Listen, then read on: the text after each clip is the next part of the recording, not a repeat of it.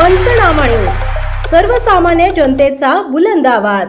Concrete रस्ता झाला पाहिजे, काँक्रीट रस्ता झाला पाहिजे, काँक्रीट रस्ता झाला पाहिजे, काँक्रीट रस्ता झाला पाहिजे। काँक्रीट रस्त्यांची मागणी तापली, रस्ता रोकोने वाहतूक ठप्प, रस्ते दुरुस्तीसाठी नागरिकांची एकजूट, आज आंदोलन उद्या निवेदन।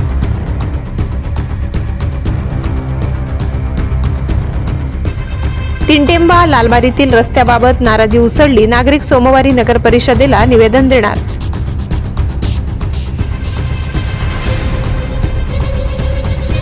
नवापूर नगर परिषद हद्दीतील तीनटेंबा, भरवाड, फडी, लालबारी व स्मशानभूमी परिसरात काँक्रीट रस्ते करण्याच्या मागणीसाठी नागरिकांनी सोमवारी मुख्याधिकारी मयूर पाटील यांना निवेदन देणार आहेत। यापूर्वी आज नागरिकांनी तीनटेंबा परिसरात रास्ता रोको करत घोषणाबाजी केली, यामुळे काही काळ वाहतूक बंद राहिली। निवेदनात नागरिकांनी म्हटले की प्रथम प्रभाग क्रमांक 1 या भागातील रस्त्यांची अवस्था अतिशय वाईट आहे। रेल्वे गेट ते उच्छल मार्ग हा महत्त्वाचा रस्ता असून वाहतूक मोठी असल्याने दरवर्षी डांबर रस्ते तुटतात। पावसात रस्त्यात खड्डे व पाणी साचून नागरिकांना मोठ्या अडचणींना सामोरे जावे लागते।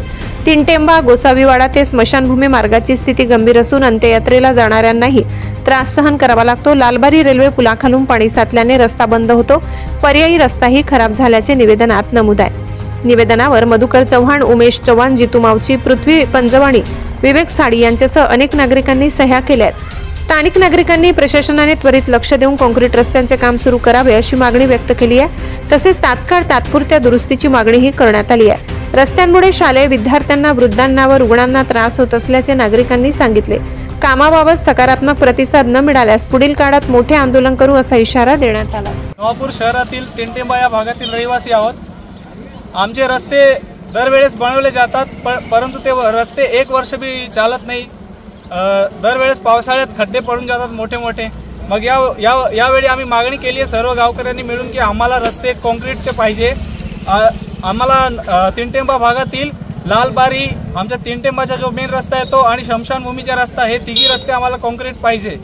जर असं नगरपालिकेने केले नाही तर आम्ही नगरपालिकेत मोठं आंदोलन करू।